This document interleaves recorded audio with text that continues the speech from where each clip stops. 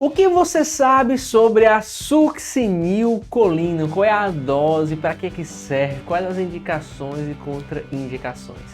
Fala enfermagem! Eu sou o professor e enfermeiro Ivo Salles e nessa aula eu quero te mostrar tudo. Eu falei tudo que você precisa saber sobre esse medicamento que está na sua tela agora, sobre a succinilcolina. Succinilcolina, como é que a gente utiliza ele? Bem, tudo isso você vai aprender nessa aula. Mas, para você entender tudo e não perder nenhum detalhe, é imprescindível que você assista esse vídeo até o final e anote cada detalhe que eu vou falar aqui. Combinado? Eu sou o professor e enfermeiro Ivo Salles e seja bem-vindo ao Descomplica Enfermagem.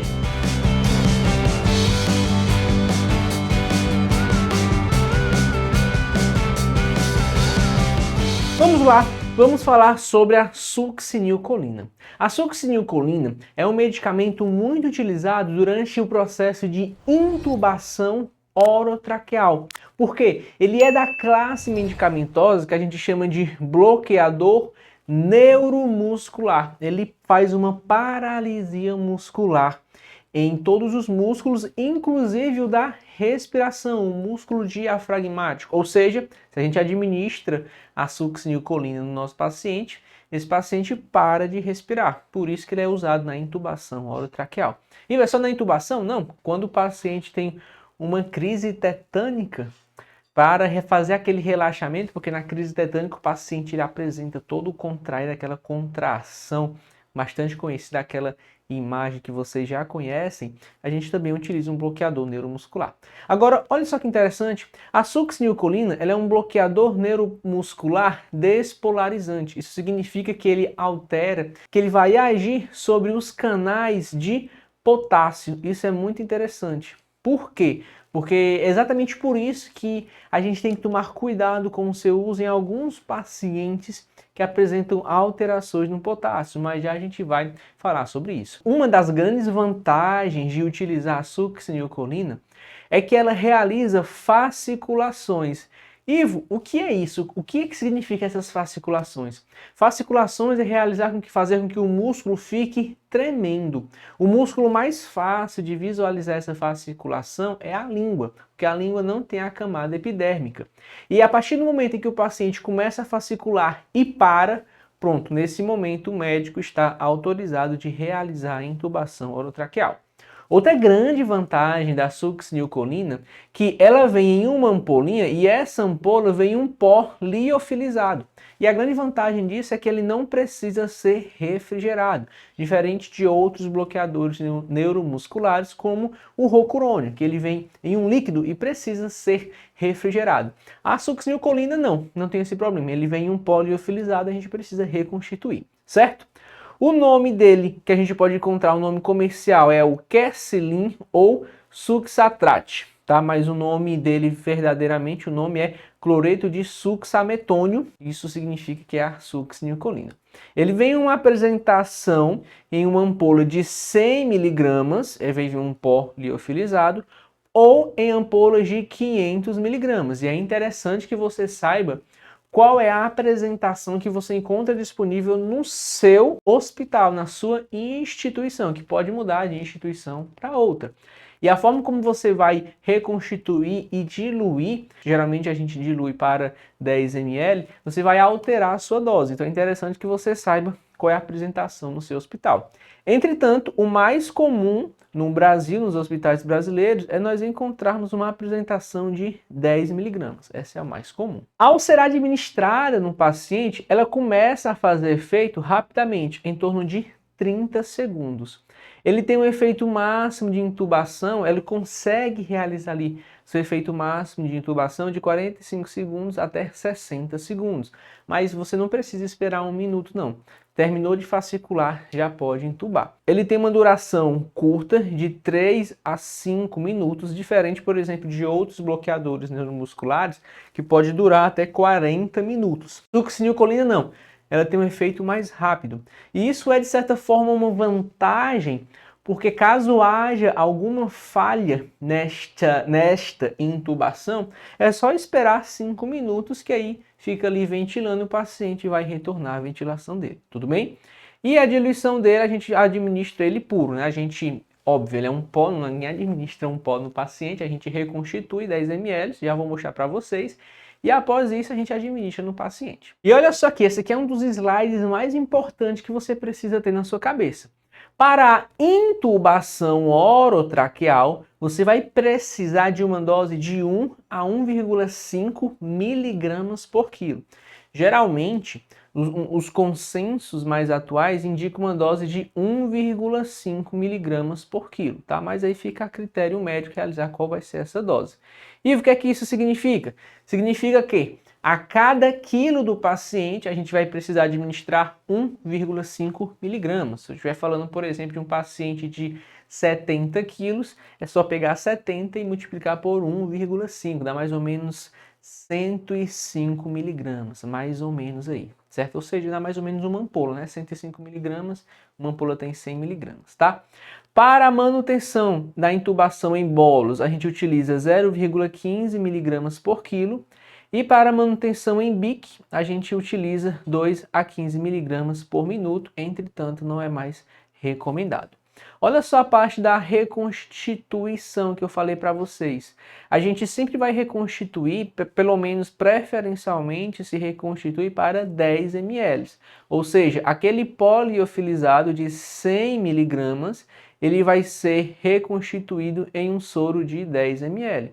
Ora, se eu tenho 100 miligramas, olha só que interessante, se eu tenho 100 miligramas e diluo isso daqui em 10 ml, significa que, no fim das contas, eu tenho 10 miligramas para cada ml deste medicamento. Essa é a concentração final. E caso você esteja utilizando a succinilcolina de 500 miligramas, é muito simples, é só 500 dividido por 10, dá uma concentração 5 vezes maior, uma concentração de 50 miligramas por ml, tá?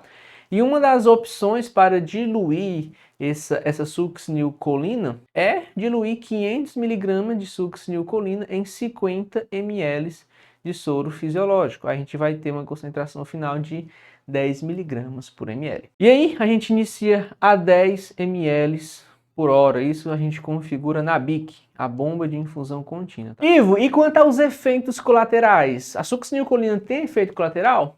Sim, evidentemente, todo medicamento vai ter os seus efeitos colaterais. Com a succinil não é diferente.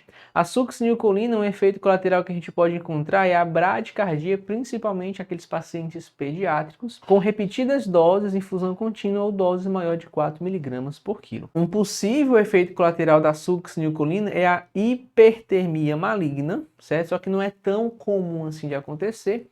E um efeito também adverso que a succinilcolina provoca é a hipercalemia. O que é hipercalemia? Hipercalemia é a concentração aumentada de potássio. Aí lembra, potássio, a concentração normal dele, a depender da literatura, é de 3,5 a 5,5 mEq equivalente por litro. E lembra que eu falei que a succinilcolina, ela é despolarizante, por isso ela atinge ali os canais de potássio nos músculos. Então, ela acaba provocando esse aumento transitório do potássio, essa hipercalemia. Por isso que a gente não pode utilizar a succinilcolina em pacientes que já têm hipercalemia. Pacientes que já têm hipercalemia com alteração eletrocardiográfica, já vou mostrar para vocês, a gente não faz a succinilcolina, tá bom? E um outro efeito adverso bem comum é mialgia ao despertar. Após sair da intubação, ele sente essa dor muscular. E agora as contraindicações, olha só que interessante. Quando é que a gente não pode administrar succinilcolina em nossos pacientes? Pacientes que têm história pessoal ou familiar de hipertermia maligna, não pode, porque lembra, um dos efeitos colaterais da succinil já é provocar essa hipertermia maligna. Então, se o paciente já tem algum fator de risco para isso, a gente não faz a succinil. Miopatias, né, doenças musculares. Pacientes que sofreram queimaduras graves, aquele paciente grande queimado, de 48 horas também é uma contraindicação.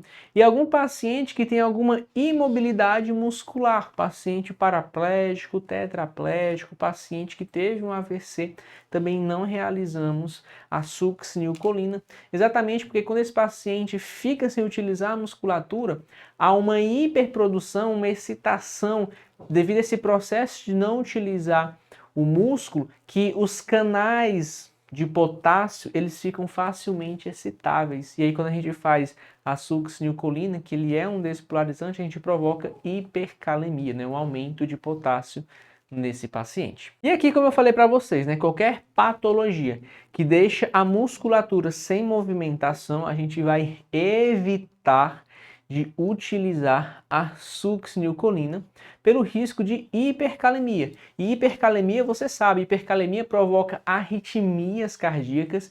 Hipercalemia, inclusive, é uma das causas de parada cardiorrespiratória, por isso que a gente acaba evitando, certo? Como eu havia falado, o músculo em desuso ele expressa mais receptores de acetilcolina fora da placa motora e a succinilcolina atua exatamente nesses receptores, causando despolarização e uma liberação de potássio, que aumenta o potássio sérico sanguíneo. E lembra que eu falei para vocês que num paciente com hipercalemia, a gente vai evitar usar a succinilcolina, principalmente, excepcionalmente, se ele tiver uma alteração no eletrocardiograma. Ivo, como é que a gente vê uma hipercalemia no eletrocardiograma? A hipercalemia no eletrocardiograma ela se apresenta como uma onda T apiculada e um estreitamento do complexo QRS. Olha aqui, ó, isso aqui é a onda T. Lembra que aqui a gente tem a onda P, aqui a gente tem o complexo QRS e aqui a gente tem a onda T. Esse apiculamento, essa onda T apiculada, ela é oriunda de uma hipercalemia. Então, se o paciente está monitorizado, evidentemente, esse paciente que vai ser submetido a uma intubação e precisa de uma succinilcolina, ele tem que estar monitorizado. Você vai olhar para o traçado eletrocardiográfico dele e se tiver com essa onda T apiculada, não realiza esse medicamento. E eu vou usar qual bloqueador? Você pode utilizar outro bloqueador neuromuscular que não é despolarizante, como por exemplo o rocurônio. E se não tiver, aí a gente vai precisar intubar esse paciente sem bloqueador neuromuscular. E atenção a alguns cuidados quanto à succinilcolina. Após a diluição em temperatura ambiente, ele se mantém estável por 24 horas, após você reconstituir, ele fica ali estável por 24 horas. Ele não é um medicamento que dói a injeção e também ele não provoca um aumento da PICA, um aumento da pressão intracraniana. Agora me diz, você gostou dessa videoaula? Eu consegui te ajudar de alguma forma? Ó, se você gostou dessa videoaula, se você aprendeu algo novo aqui, eu vou pedir para você se inscrever no canal. Inscreva-se no canal, faça parte da família Descomplique Enfermagem, nossa família que cada vez mais cresce e arrasta seguidores do Brasil inteiro. Se inscreveu? Não esquece também de deixar o like. Agora pessoal, você que chegou até aqui nesse vídeo, eu tenho um convite para fazer para você. Tem esse material aqui na tela de vocês, que é o maior material de medicamentos para enfermagem.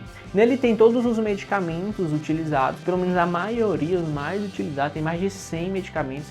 Fala as indicações, contraindicações, os cuidados de enfermagem. Então se você é profissional da enfermagem ou profissional da medicina e não domina 100% dos medicamentos, eu vou deixar esse material na descrição do vídeo para ajudar vocês. Combinado? Eu vou ficando por aqui, mas você não. Ei, preste atenção. Tá passando aqui 2 vídeos na tela para você assistir, vai. Vamos maratonar o Descomplique Enfermagem? Chega de maratonar Netflix. Vem aqui, clica aqui e maratona o Titio Ivo.